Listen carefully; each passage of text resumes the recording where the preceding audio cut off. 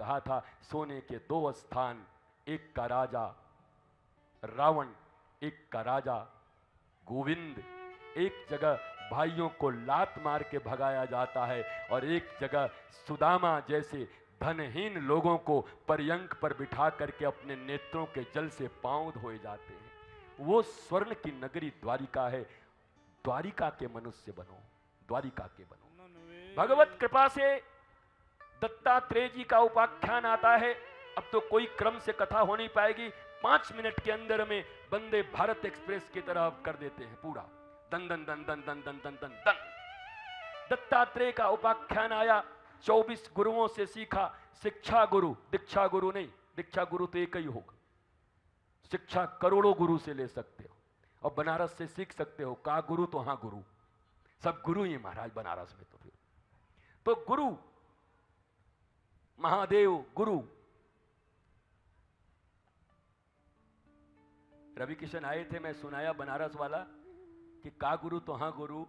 वो बहुत हंसे, अरे बनारस में आप बहुत, हम बहुत आनंद लिए बनारस में, बनारसी पान का भी और बनारसी मिश्राम्बू का भी। हम मिश्राम्बू न पिए तो बनारस काहे को जाए महाराज आदमी। काशी में 2 बजे 3 बजे रात में निकलो, 4 बजे तब भी चकाचक है। ऐसे हमारी मथुरा भी ठीक है, मथुरा भी हमारा वही है।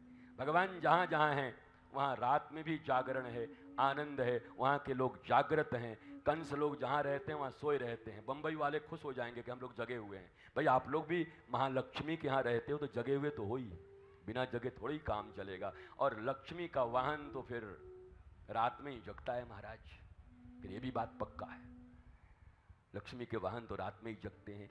भगवान की अद्भुत कृपा हुई, 24 गुरुओं से इन्होंने शिक्षा लिया है। और एक एक करके आप पढ़ लीजिए, भागवत आपके पास है। बस एक वेश्या से शिक्षा लिया, ये भी कमाल की बात है। पिंगला नाम की वेश्या से शिक्षा ले लिया। बताओ, दत्तात्रेय जैसे महात्मा, निष्णात विद्वान, और गुरु किसको बना रहे? बोला वेश्या को।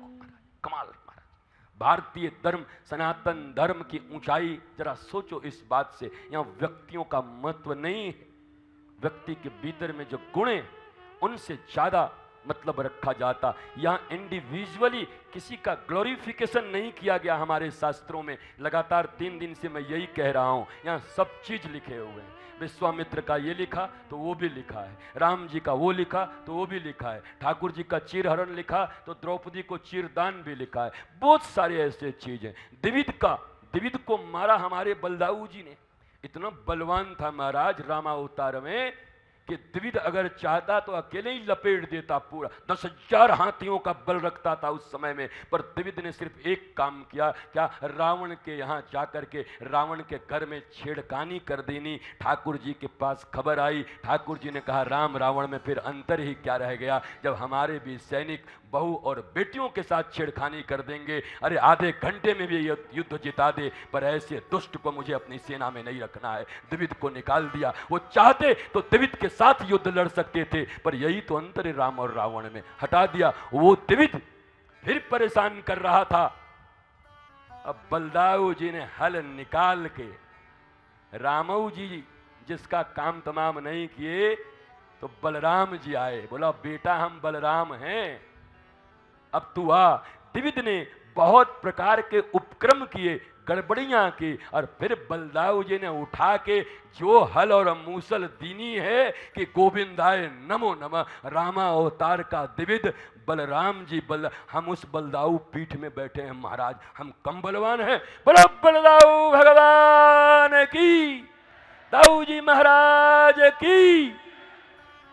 दाऊ जी महाराज का ये स्थान, सौभरी ऋषि के भूमि से आए हुआ आपका ये बालक, और यहाँ बैठे हुए श्रीमद कल्याण देवाचार्य के सब महाराज वंशज, ये सब मिलकर के भारतवर्ष में सनातन संस्कृति की नई धारा बहा देने में समर्थ हैं। नई धारा बहाना है सनातन संस्कृति का। आप सब कल्याण देवाचार्य के वंशज आनंदित प्रसन्न, बलदाऊ के हल के नीचे आप सब हैं। आपको तो, आपके पास तो हम महाराज पैर भी लगाने आएंगे कि हमारो भी पैर भी दाऊ जी के। हम पांडे जी से ऐसे ही थोड़ी इतना संबंध रखे हुए हैं, तो पांडे जी भी कम थोड़े ही हैं, 3-5 कर ही देते हैं कभी कभी।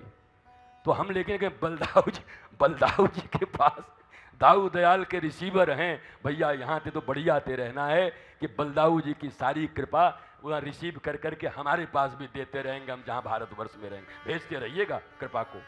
और ये दिव्याति दिव्य भाव से पिंगला नाम की बेश्या एक दिन बड़ी महाराज बैठी हुई थी, इंतजार करती थी, कोई आए कोई आए कोई आए, कोई नहीं आता था। संध्या को रोते हुए चली गई, तड़ाम सिना जा करके अपने कमरे में बिस्तर पे पड़ गई और सोचती थी। सोचते सोचते गहरा चिंतन हुआ उसके मन में, ओहो मैं इस शरीर के लिए और 2 पैसे के लिए जिन सड़े गले मांस वाले पुरुषों का इंतजार जितनी देर से कर रही हूँ और एक पुरुष न आया, काश कि इसका एकांश मैं पुरुषोत्तम का इंतजार कर लेती तो पुरुषोत्तम मेरे घर पर चला आता, ठाकुर मेरे घर पर चले आते।